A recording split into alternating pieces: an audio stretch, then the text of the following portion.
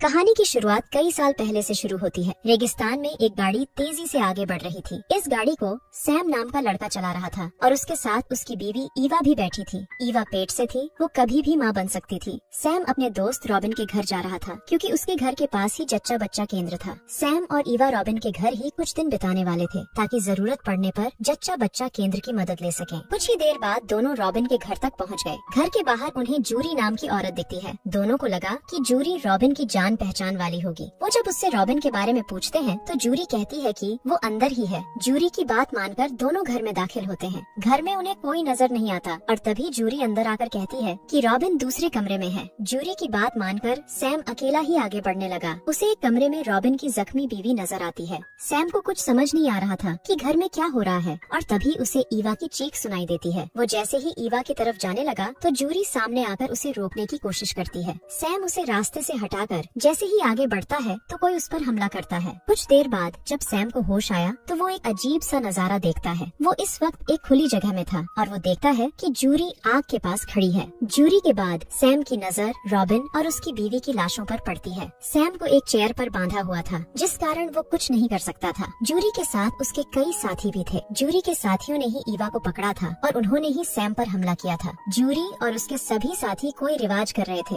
और उनका एक साथी वीडियो भी बना रहा था। इसी बीच जूरी एक कपड़ा हटाती है तो सैम को ईवा नजर आती है। ईवा को एक पेड़ से बांधा हुआ था और उसकी हालत देखकर सैम तड़प गया था। अब जूरी अपने साथियों से कहती है, आज हमारा शैतान बहुत खुश होगा क्योंकि आज हम उसे ताजे खून की बलि देने जा रहे हैं। खून ही सबसे पवित्र और अनमोल होता है जो इंसान की रग रग में दौड़ता है। खून इतना कीमती है कि इंसान चाहकर भी उसकी कीमत नहीं चुका सकता। जूरी की बातें सुनकर उसके साथी खुश हो गए थे। दरअसल जूरी और उसके साथी शैतान को मानते थे और शैतान को खुश करने के लिए वो हर महीने इंसानों की बलि देते थे। अब जूरी ईवा के पास आकर उसका पेट चीर देती है और ये नजारा देखकर सैम का कलेजा कांप जाता है। जूरी यही नहीं रुकती, वो ईवा का बच्चा निकाल कर कहती है, हम इसे भी शैतान का गुलाम बनाएंगे। अपने परिवार का हाल देखकर सैम पूरा टूट चुका था। अब जूरी उसके पास आकर उसे भी मार देती है और तभी आसपास पुलिस सायरन सुनाई देने लगते हैं। अब कहानी कई सालों बाद शुरू होती है। नींद से जागे इस शराबी का नाम जेम्स है। कल रात जेम्स ने इतनी ज्यादा दारू पी ली थी कि वो घर के बाहर ही सो गया था। जेम्स के घर के आसपास कई पुरानी चीजें थी, कुछ हथियार भी थे और उसकी पुरानी गाड़ी भी थी। जेम्स घर में आकर नहा चुका था और अब वो घर के काम करने लगा था। वो घर में अकेला ही रहता था जिस कारण घर के सारे काम उसे ही करने पड़ते थे। जेम्स का घर रेगिस्तान के बीचों बीच था, इसलिए उसका कोई पड़ोसी भी नहीं था। पूरा दिन काम करने के बाद जेम्स खाना खाने लगता है कि तभी उसके कानों में तेज संगीत बजता है। जेम्स के घर से थोड़ी ही दूर 3 जवान कैंपिंग करने आए हुए थे। पीली शर्ट वाले का नाम मैक्स जबकि बनियान वाले का नाम रॉक्सी था।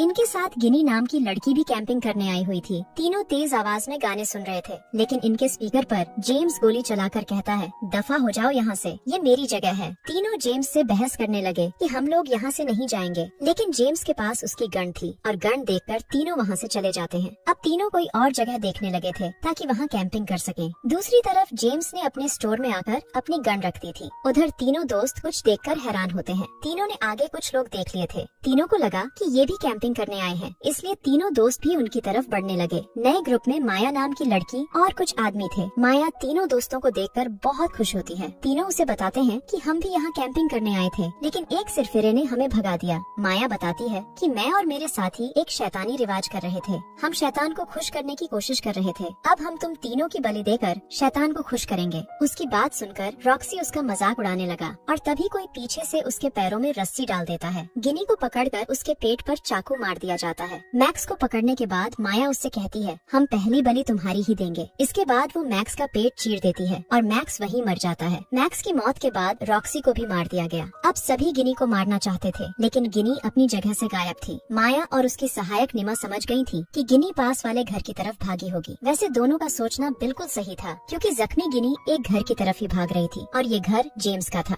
दरवाजे पर आहट सुनकर जैसे ही जेम्स दरवाजा खोलता है तो उसे गिनी नजर आती है। गिनी गिनी उसे जल्दी जल्दी सब बताती है कि किसी ने मेरे दोस्तों को मार दिया और मुझ पर भी हमला किया गया। पूरी बात सुनकर जेम्स ने उसे अंदर तो कर लिया, लेकिन गिनी की हालत काफी खराब थी। जेम्स पहले उसका खून रोकने की कोशिश करता है, लेकिन सफल नहीं हो पाता। गिनी का दर्द कम करने के लिए वो उसे देसी दवा भी पिलाता है। गिनी की हालत देखकर जेम्स समझ गया था कि उसे अस्पताल ले जाने की जरूरत है। उसके घर में कोई फोन भी नहीं था कि वो पुलिस को फोन कर सके। कुछ देर बाद जेम्स और गिनी जैसे ही घर से बाहर निकलते हैं, तभी उनकी नजर माया के साथियों पर पड़ती है। माया के साथियों ने जेम्स का घर घेर रखा था, जिस कारण जेम्स और गिनी फिर से घर में आ जाते हैं। गिनी उससे पूछती है कि तुम्हारी गन कहाँ है? जेम्स बताता है कि वो तो स्टोर में है। इसी बीच माया भी जेम्स के घर तक पहुंच गई। वो जेम्स से कहती है कि हम तुम्हें कुछ नहीं कहेंगे, हमें सिर्फ लड़की चाहिए। जेम्स उसकी बात को नजरअंदाज कर कहता है कि मेरे घर से दूर हो जाओ। अब माया उनके बाहर आने का इंतजार करने लगी। उसे पता था कि जेम्स गिनी को अस्पताल ले जाने की कोशिश जरूर करेगा। उधर गिनी का खून रोकने के लिए जेम्स उसके जख्म पर पिन लगा देता है। जेम्स के पास कोई रास्ता नहीं था, इसलिए उसने ये सब किया था। कुछ ही देर बाद माया और उसकी टीम जेम्स के घर के बाहर ही अपना रिवाज करने लगी। उनका रिवाज जेम्स और गिनी ने भी देख लिया। गिनी जेम्स को बताती है कि ये लोग शैतान को मानते हैं और उसे खुश करने के लिए इंसानों की बलि देते हैं। गिनी की बात सुनकर जेम्स समझ गया कि माया बेहद खतरनाक है और उनका मुकाबला करने के लिए उसे गन की जरूरत है। वो गिनी से कहता है कि मैं गन लेने जा रहा हूँ और तुम घर में ही रहना। माया की पूरी टीम का ध्यान रिवाज की तरफ था और इसी का फायदा उठाकर जेम्स स्टोर में पहुंच जाता है। स्टोर में आकर उसे अपनी गन तो मिल गई थी, लेकिन जब वो वापस जाने लगा तो उसका सामना माया के साथी से हो जाता है। अब दोनों में लड़ाई होने लगी। जेम्स किसी तरह उसे बेहोश कर जल्दी जल्दी घर में वापस आ जाता है। गन लाते लाते जेम्स एक आदमी से लड़ा था और उसी लड़ाई में उसका एक हाथ जख्मी हो गया था। अब जेम्स गिनी से कहता है तुम्हारी जान बचाने के लिए हमें जल्दी जल्दी गाड़ी तक पहुंचना होगा। इतना कहकर जब वो घर के बाहर देखता है तो उसे कोई नजर नहीं आता।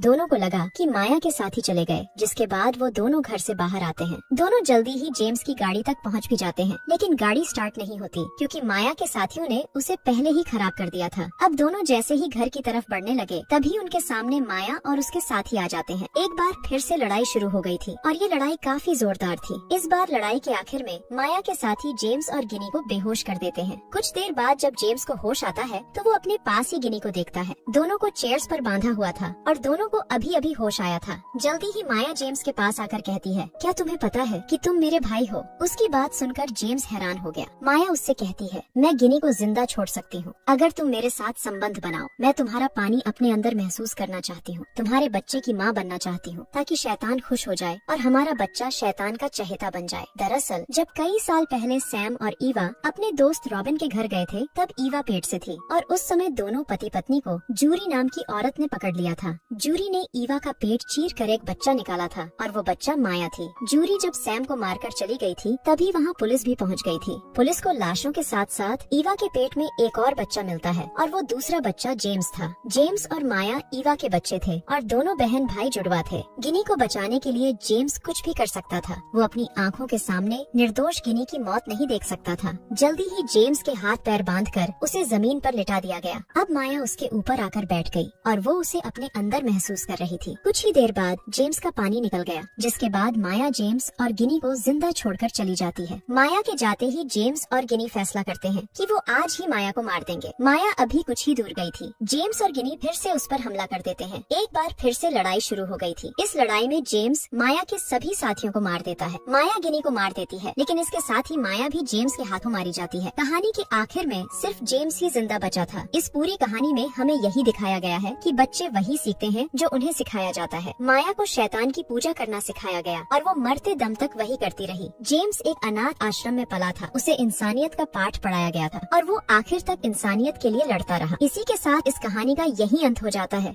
हमारी वीडियो देखने के लिए बहुत बहुत धन्यवाद। अगर आप ऐसी ही वीडियोस के दीवाने हैं तो प्लीज मेरे चैनल को जरूर सब्सक्राइब करें। मिलते हैं अगली वीडियो में, तब तक के लिए नमस्कार।